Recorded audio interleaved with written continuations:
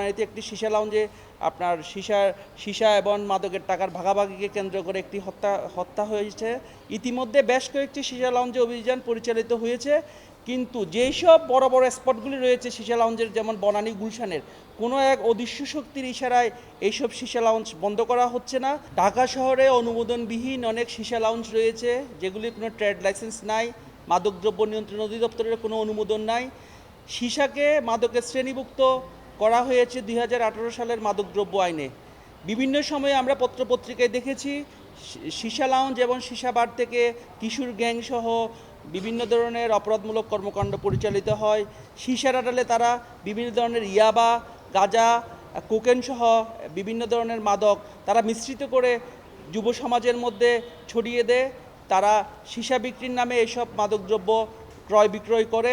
এই বিষয়ে বিভিন্ন জাতীয় গণমাধ্যম, বিভিন্ন জাতীয় পত্রপত্রিকায় বিভিন্ন সময়ে নিউজ প্রকাশিত হয়েছে। আমরা কিছুদিন আগে দেখলাম বনানীতে একটি সীসা লাউঞ্জে আপনার সীসা এবং মাদকের টাকার ভাগাভাগিকে কেন্দ্র করে একটি হত্যা হয়েছে। এরই প্রেক্ষিতে বিভিন্ন পত্রপত্রিকার পেপার কাটিং নিয়ে আমরা অনারেবল হাইকোর্ট ডিভিশনে একটি রিট পিটিশন দাখিল করেছিলাম। সেই রিট পিটিশনটি দাখিল করা হয়েছিল 18 জানুয়ারি 2026। পরবর্তীতে 4/3/2026 ইংরেজি মাননীয় হাইকোর্টের একটি বেঞ্চ মাদক এবং সীসার কার্যক্রম এবং এই সীসা লাউঞ্জগুলি বন্ধ করে দেওয়ার জন্য, এবং আমরা একটা পুলিশ কমিশনারকে একটা চিঠি দিয়েছিলাম, সেই চিঠির আলোকে ব্যবস্থা গ্রহণ করার জন্য 60 দিনের জন্য নির্দেশ দিয়েছিলেন এবং 4 সপ্তাহ রুল জারি করেছেন। ইতিমধ্যে বেশ কয়েকটি সীসা লাউঞ্জে অভিযান পরিচালিত হয়েছে, কিন্তু যেই সব বড় বড় স্পটগুলি রয়েছে সীসা লাউঞ্জের, যেমন বনানী গুলশানের, কোনো এক অদৃশ্য শক্তির ইশারায় এইসব সীসা লাউঞ্জ বন্ধ করা হচ্ছে না। এর পরিপ্রেক্ষিতে আমরা আজকে মাননীয় পুলিশের আইজিপি, পুলিশ কমিশনার, র্যাবের ডিজি এবং মাদকদ্রব্য নিয়ন্ত্রণের ডিজিকে আমরা একটি লিগ্যাল নোটিশ পাঠিয়ে হাইকোর্টের আদেশ বাস্তবায়নের জন্য অনুরোধ জানিয়েছি। যদি ওনারা 48 ঘন্টার মধ্যে এইসব সীসা লাউঞ্জ হাইকোর্টের আদেশের আলোকে যদি ওনারা বন্ধ না করেন, তাহলে মহামান্য হাইকোর্টে আমরা যথাযথ নির্দেশনা চেয়ে আমরা পুনরায় রিট পিটিশন দাখিল করব এবং আদালত অবমাননার আবেদন করতে আমরা বাধ্য হব।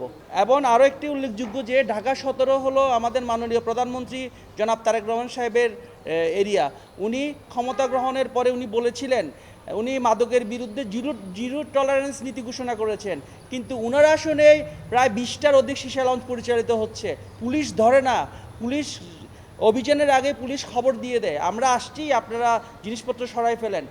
আপনারা নিরপেক্ষভাবে যদি সরকার যদি চায়, স্বরাষ্ট্রমন্ত্রী যদি চায়, কোনো নিরপেক্ষ গোয়েন্দা সংস্থার মাধ্যমে যদি সঠিকভাবে অভিযান পরিচালনা করা হয়, আজকে রাতে কোটি কোটি টাকার আপনার মাদকদ্রব্য এসব সীসা লাউঞ্জ থেকে উদ্ধার হবে। তাই আমরা মাননীয় প্রধানমন্ত্রীর মাদক বিরোধী জিরো টলারেন্স এবং মহামান্য হাইকোর্ট ডিভিশনের নির্দেশনা বাস্তবায়নের জন্য আমরা আইনশৃঙ্খলা বাহিনীর কাছে অনুরোধ জানাচ্ছি।